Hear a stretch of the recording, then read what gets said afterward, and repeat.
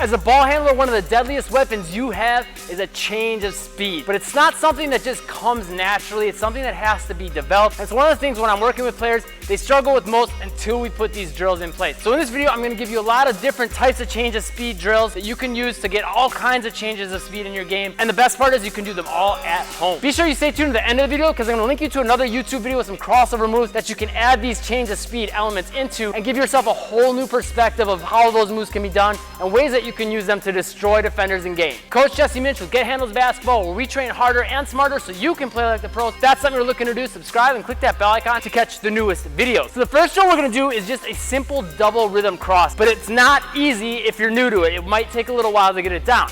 Key point you wanna pay attention to is one hand's gonna be higher, about hip height, other hand's gonna be lower. We wanna pop that dribble back up high instantly though. So this low hand, we don't want to hang out with the dribble and then pop it up high, even if it's down low. But what I usually see with players is they'll even bring it up a little too high. We want the hand waiting right here in between our legs, all the way down by the ground, just an inch off the ground. And the second the ball hits our hand, we want to pop it back up.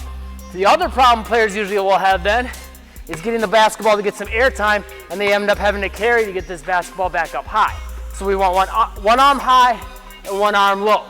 So on that low dribble, to pop that dribble back up high, we want to make sure we're snapping that wrist and using a little bit of a shoulder swing across our body to drive that basketball into the ground and back out to the side. So it'll look like this. Okay? And you can just work on repping this out. If you notice, it's like in between a push and a slap with this hand. It's not quite a slap. I'm still using my fingers to control it, but it's barely contacting my hands before coming back to the other hand. And then of course you would repeat that on the other side. Rep that out for about 1 minute and then go into the next drill. I would recommend you go through all these drills 1 minute each and then loop back through them so you do them all twice total. Hit that like button if you like that first drill, and if those tips help, leave a comment, say this helped. Next thing we want to work on is having the basketball from one hand up high again, having it come down low, and the second it comes off the ground, popping it across. So kill cross, kill cross, kill cross, kill cross, okay? Big tips I can give you is to pay attention to your mechanics. When the dribble is higher, your elbow is gonna be doing more of the work. When the ball gets down low here and you release the dribble, don't bring your hand back up high here waiting for the dribble to come back up. Keep it down low. So that way you can get that nice rhythm of ba-bum, ba-bum, okay? Then when it comes into your hands, the mechanics are gonna change. We're gonna push it across, so it's gonna be almost all wrist and fingers, maybe a little bit of the shoulder swinging the ball across, okay? Like that. You'll notice I'm gonna do the exact same thing with this side. Pop, pop. Elbow, lock it down, wrist. Next drill, we wanna work on more of a rough change of speed from one dribble to the next, but keeping all the dribbles about waist height. That's the way you'll use changes of speed more often than not in game situations. Those double rhythm ones are good for more like high traffic situations. This is good for like setting your defender up. So we're gonna go hard behind the back, slow cross. Now whenever I have players do drills like this, they'll tend to do all the crossovers hard.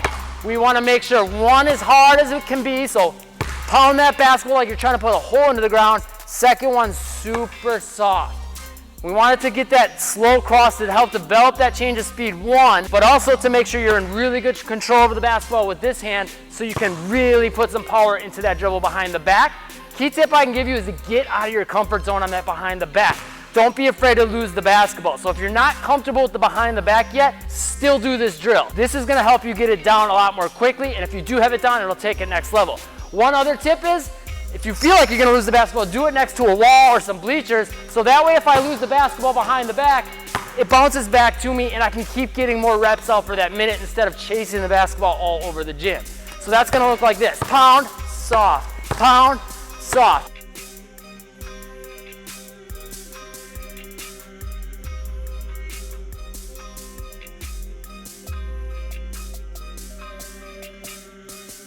And then going the other way. Pound, soft, pound, soft. 1 minute each. Okay, this one's gonna be challenging in a much different way than you're probably used to, and we're gonna advance the handle side of it just a little bit.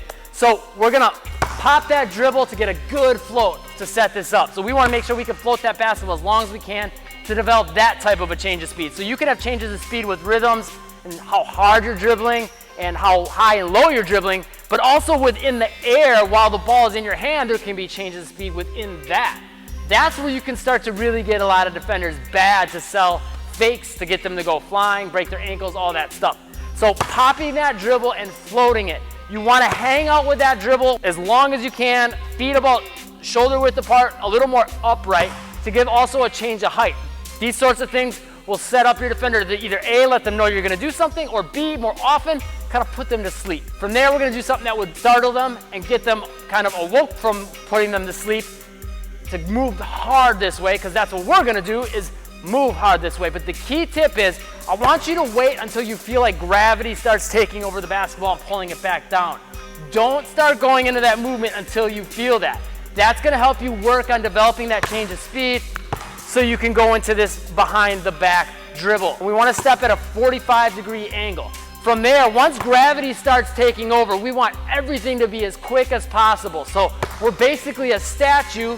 The biggest change of speed you could have is not moving at all. And then boom, as soon as gravity takes over, we want to abruptly step this way, move the ball this way, smash it behind the back hard. And then we're going to repeat the other way. Hesitate, boom. Hesitate, boom. Step back up, boom. Step back up, boom. Working on that change of speed, let gravity take over. Wait for it, wait for it, wait for it, boom. Then go into it. So those crossovers I told you to help you take all this next level, you can click right here. That's another YouTube video with some simple crossovers you can add these change of speed elements into. Click that like button, the subscribe button, and the bell icon to catch the newest videos. I'll see you in that video next.